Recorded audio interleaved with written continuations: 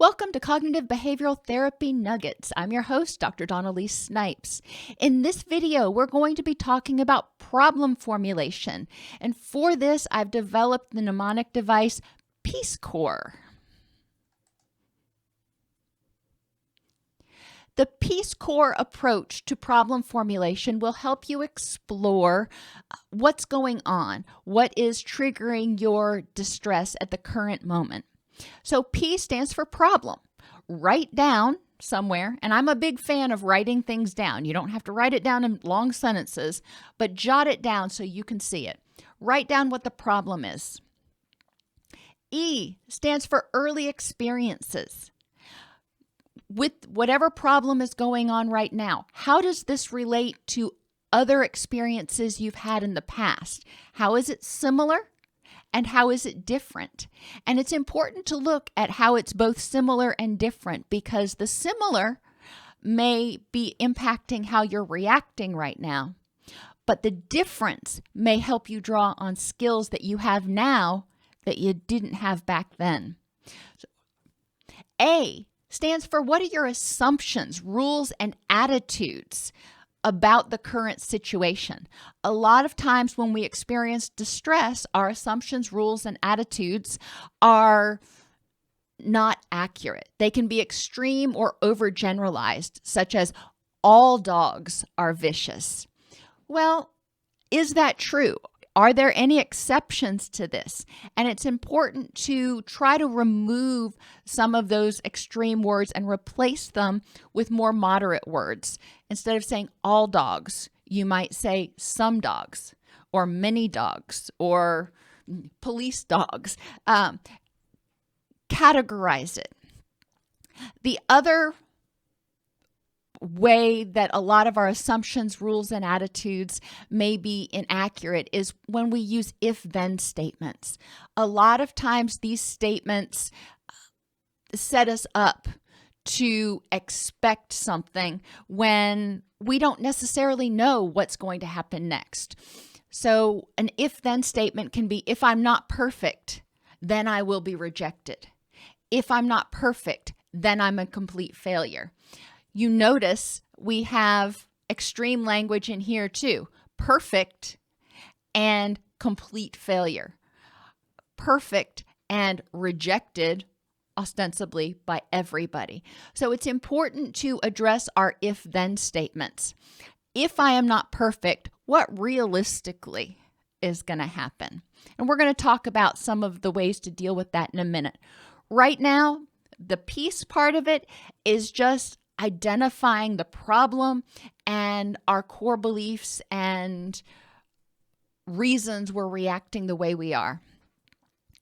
So your problem, your early experiences, your assumptions about the situation, your core beliefs about the world, about yourself, about what should happen. And shoulds are an entirely different video. But a lot of times shoulds are things that we expect. And when they don't happen, we feel upset. We feel a loss of control. But shoulds are things in the future. We don't know exactly what should be done all the time. So examining your core beliefs. And then E stands for effectiveness of your assumptions, core beliefs, and reactions. This is very similar to the ABCs and the 4 Ps. It's just a matter of finding a method that works for you. So to sum up peace, you identify the problem. You identify how this problem is similar to prior early experiences that you've had and how it's different from those early experiences. You explore your assumptions, rules, and attitudes about the situation, trying to identify any words or phrases that are extreme or overgeneralized. You explore your core beliefs about the situation and about the world in relation to this situation. And then you evaluate your effectiveness of your assumptions, core beliefs, and reactions. Are these assumptions, core beliefs, and reactions helping you? or making you miserable. All right, once you have that down, then you move over to the core part of Peace Core. Evaluate the context.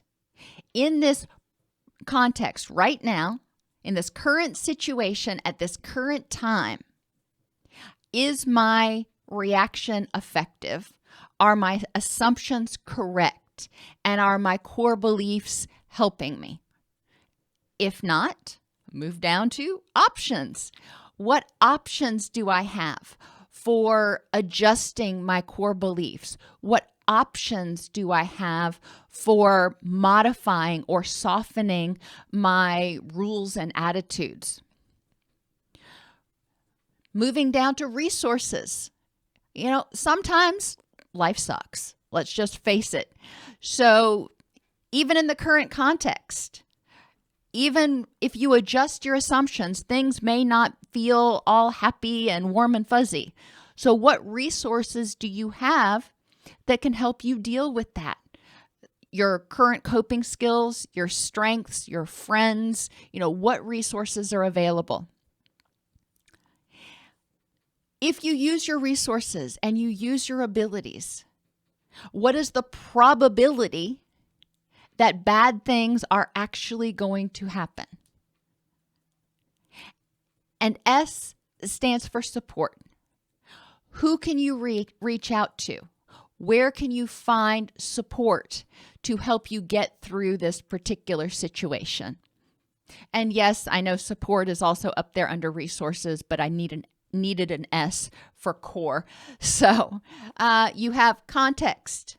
Evaluate the context and see if your assumptions, rules, attitudes, core beliefs, and reactions are accurate and helpful.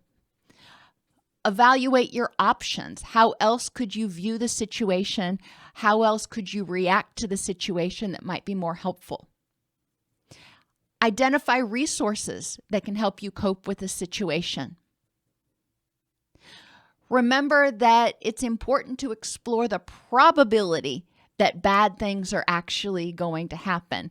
We may jump to the worst case scenario, but what is the likelihood? What is the probability that that worst case is actually going to happen? And seek support. Find people who can help support you either by providing encouragement or by providing practical support.